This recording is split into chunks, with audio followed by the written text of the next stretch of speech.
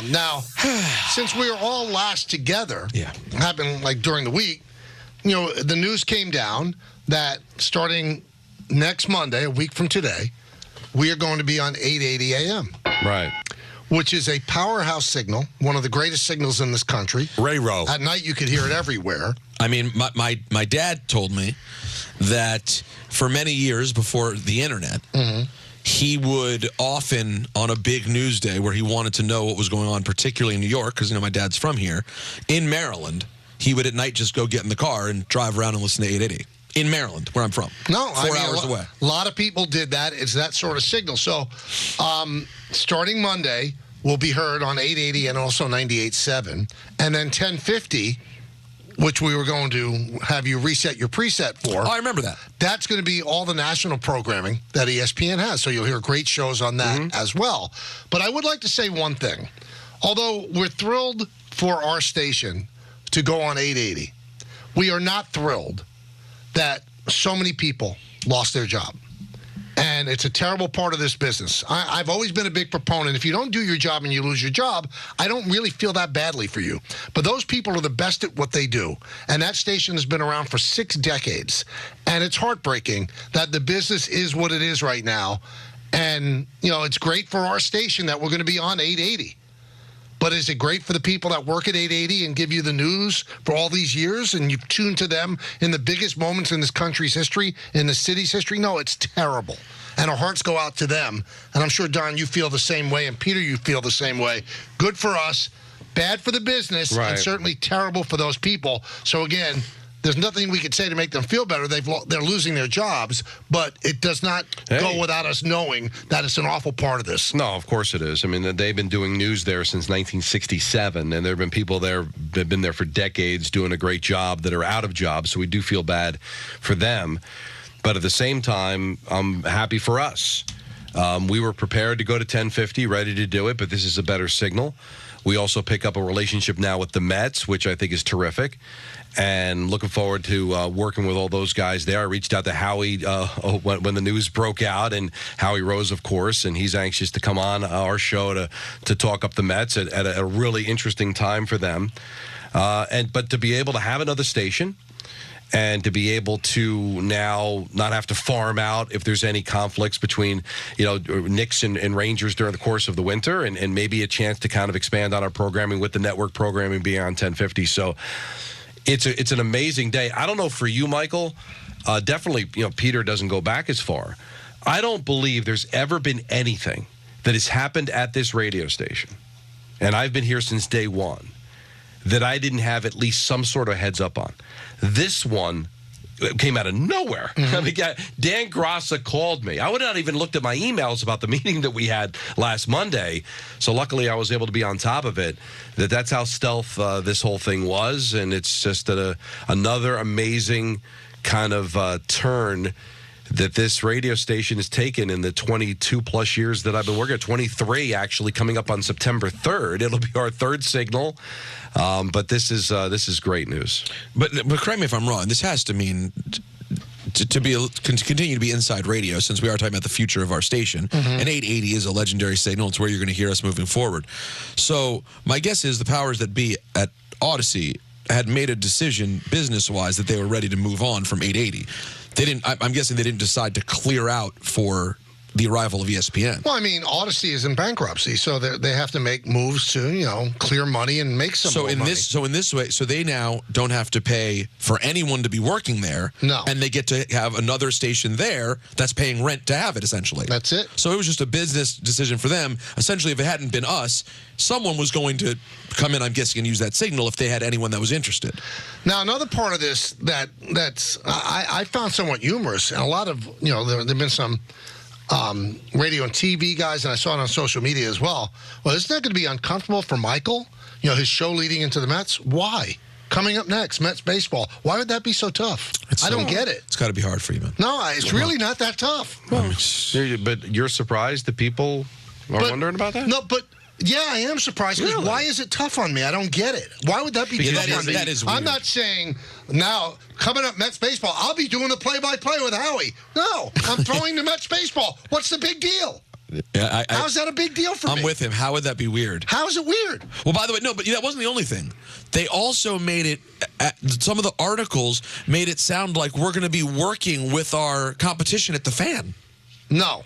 That's what they made it sound. They were like, and now in a weird turn, because a lot of the articles said, I think even the New York Post article had a picture of all of us, and it said they famously feuded with Mike Francesa and Carton, and now they're part of the same company. No, they're renting the signal. We're not part of the company. No, we're not saying we're not part of that company. We are a good karma ESPN radio station. It's not that complicated. Listen, I know you, right? So I find it laughable as you do.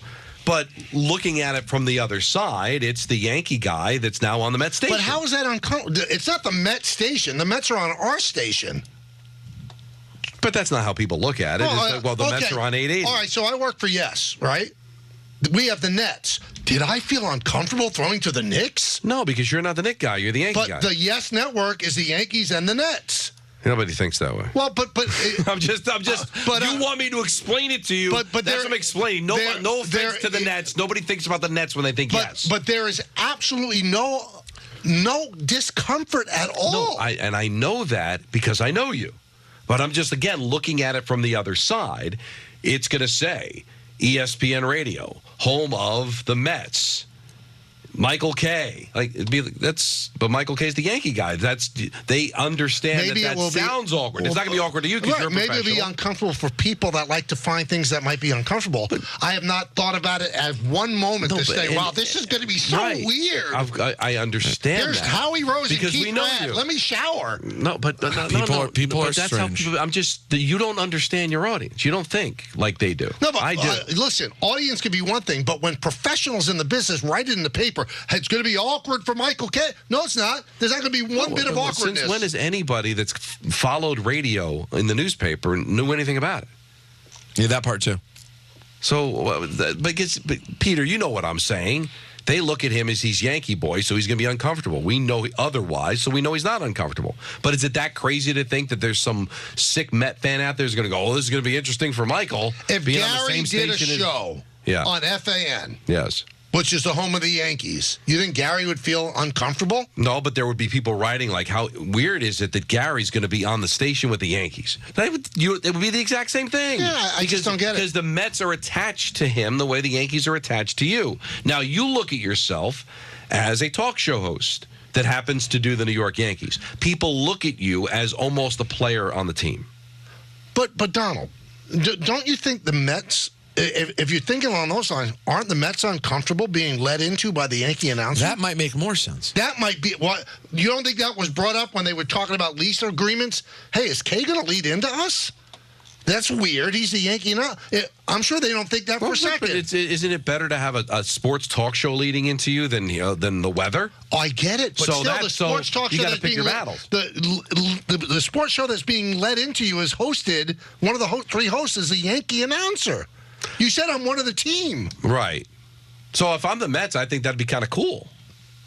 Like, I wouldn't look at it being awkward. Like, wow, look at the Yankee guy having to introduce us. I'm not introducing it. How many times do I say, life never. Is a series of hellos and goodbye? Do I ever say, coming up next, Dan Grassa? I mean, what, once out of every 30? But that means because you're a bad guy. Exactly. I think that maybe... No, he'll sometimes say Knicks basketball next, and he'll be able to say Mets baseball because you're going to have to say on those things that you take such pride in. Yeah. When you read off the schedule. Right. You're going to say, and the Mets and Padres tonight, which could be heard right here on ESPN. And then I'll say... And the Yankees and the Guardians, which you could watch on Yes. And people are going to think that was awkward for you. But I promised them it wouldn't be. But here's the thing. I want to help everyone out just for a second, because since we're here, what would be awkward is I work for WWE very proudly, love it. I get a good gig. Somehow my agents come through and they go, guess what? We got you on Inside the NBA. Okay? Taking over for Shaq. Same height. You're going to be the new Shaq. Right. Uh-huh. And you have to read promos in which you say, coming up, we have AEW wrestling. Right. That would be uncomfortable. Those are, in theory, WWE is this huge company, and AEW is the newer one that wants to compete and one day really compete with WWE. That would be weird. The Yankees and Mets don't actually compete. They're not competing businesses. But to the fans, they're just different but to teams. the people who think that it's uncomfortable, Michael, don't look at it that way. Right. They look at them as competing entities that hate each other. But they compete when they play each other. They're not competing for dollars. But again, why are you getting logic? I know. I'm sorry. Well, I'm just saying. Normal thinking in the way? I think logic is a nice way to go with things. I think it was in Phil's story. He quoted like a reader who said, "Whoa, how awkward is it going to be?" No, it's not. Sorry. I know you guys want me to be awkward. You know, when I asked out a girl and she said no, that's awkward. Yeah, that's awkward. Going to Met baseball is not awkward. Asking Tina out and Tina going no, awkward. Oh, you make me sick. Right. I wouldn't go out with you if you're the last guy on earth. And On a according bet. to you, me just asking Tina out was awkward. Well, yeah, you even trying to start the conversation. Hey, it's game time, brought to you by Tullamore Dew Irish Whiskey. Only one game in town tonight. Hey, the Mets. Really? Welcome the Orioles into Citi Field at 7:10. That's game time, brought to you by Tullamore Dew Irish Whiskey, because when it's game time, it's Tully time. Tullamore Dew, the original triple distilled, triple blended, triple cask matured Irish whiskey. Be sure to grab a Tullamore Dew. Try the brand new Tullamore Dew Honey during tonight's action. Classes up to enjoying Tullamore Dew responsibly. I'm going to fly in the face of everybody that has been criticizing something. Flying in the face. Yeah, when I come back. And you're going to be surprised I'm going to take the stance. Really? Yeah, I think you're going to be a little shocked. I can't wait. You're going to be thrown. I cannot wait to hear that. I think it's going to be awkward for All right. everybody. Okay. This portion of the Michael K. Show on 98.7 ESPN brought to you by Mercedes-Benz of New Rochelle, proud member of the Pepe Auto Group, the name you've trusted since 1968.